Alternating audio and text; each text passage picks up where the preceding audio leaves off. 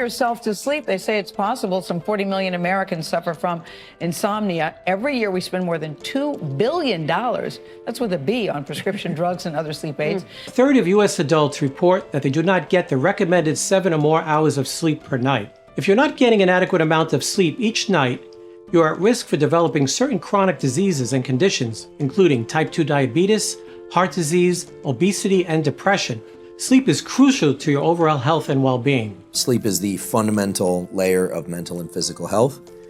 If there's one thing that we should all be doing is working toward sleeping long enough and deeply enough 80% of the time. Good sleep is a foundation for good health and a happier frame of mind. But when was the last time you woke up feeling refreshed, alert, and hopeful, ready to take on the day, or fell asleep easily without worry or effort? If you're nodding after reading those questions, know you're not alone. These issues affect many of us. Right? So sleep is not an on-off switch. You don't just walk in, turn off the light, and your brain immediately clicks over. It's more like pulling your foot off the gas and slowly putting your foot on the brake. There's a process that has to occur there.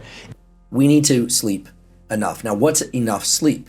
This is an interesting question. Enough sleep has been argued it's 6 hours. Other people it's 7 hours. Other people it's 8 hours. It's basically waking up without an alarm clock and feeling rested. Okay, so there are a number of risks to not getting enough sleep. Deficits in learning, deficits in the immune system, reduction in testosterone and estrogen in both men and women. So disruption of hormones, disruption of gut microbiome, increased cancer risk. There are a bunch of things. The severity of those things depends on a lot of other things too.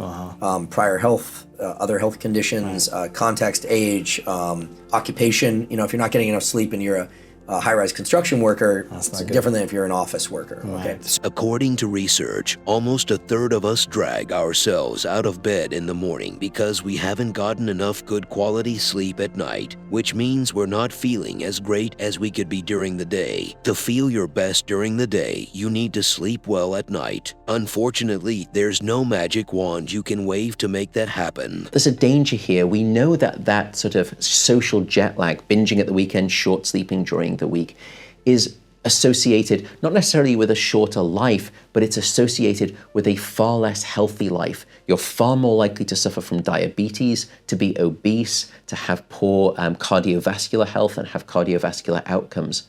Those people who are sleeping 5 hours a night have a 65% higher likelihood of dying at any time.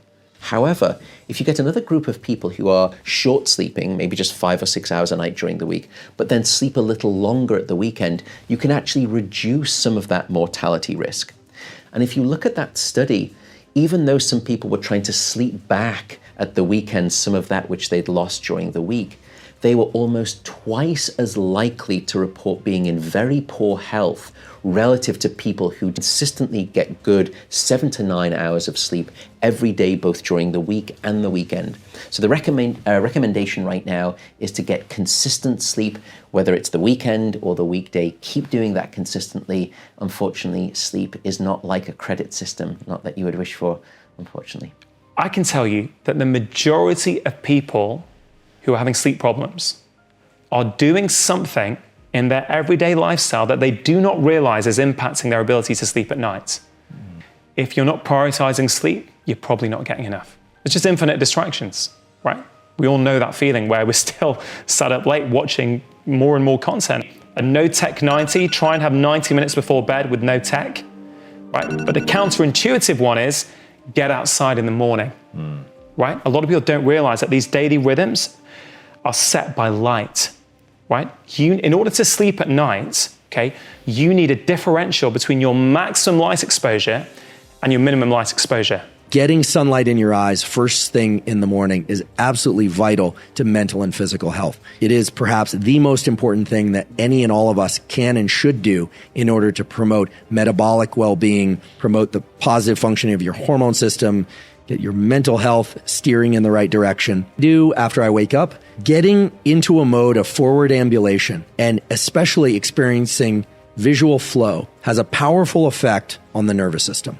The effect it has is essentially to quiet or reduce the amount of neural activity in this brain structure called the amygdala. Amygdala means almond, and many of you have probably heard about the amygdala for its role in anxiety and fear and threat detection. And indeed, the amygdala is part of the network in the brain that generates feelings of fear and threat and anxiety. So for me, this process of taking a walk each morning isn't about exercise. It's not about burning calories. It's not about any of that. It's really about getting into optic flow and reducing the levels of amygdala activation. The path to a really great night's sleep starts in the morning. Wake up. If you want to be alert, get as much bright light in your eyes as you can, but ideally sunlight. It sets in motion a big increase in cortisol, but it's a healthy increase that leads to alertness. Triggers an increase in body temperature, which is important for waking up, and it sets a timer on melatonin release so that about 16 hours later, your melatonin levels are going to go up. You do that most days. If you miss a day, no big deal. If you miss 2 days, you're starting to drift. And when I say drift, I mean that these neurochemical systems are going to start to get out of sync with the daylight cycle. That morning light pulse light viewing is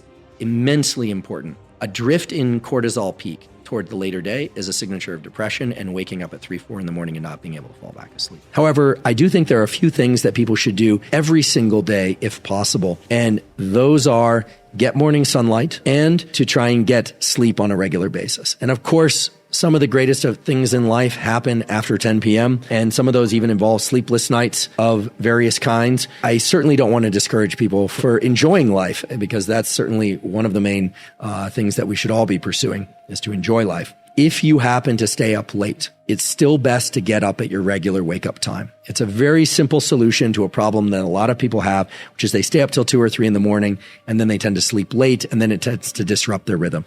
Try on most days and most nights to wake up at more or less the same time and try to go to sleep at more or less the same time. Tip number 1, reduce blue light exposure. Put down the phone and stop watching TV at least 1 hour before you head to bed. Blue light has been shown to affect our circadian rhythm by tricking our brain into thinking it is still daytime. If you need to use your phone, install a mobile app or wear glasses that can block blue light. Tip number 2, don't eat or drink before bedtime. Avoid eating large meals, drinking caffeine or alcohol at least 2 hours before going to bed.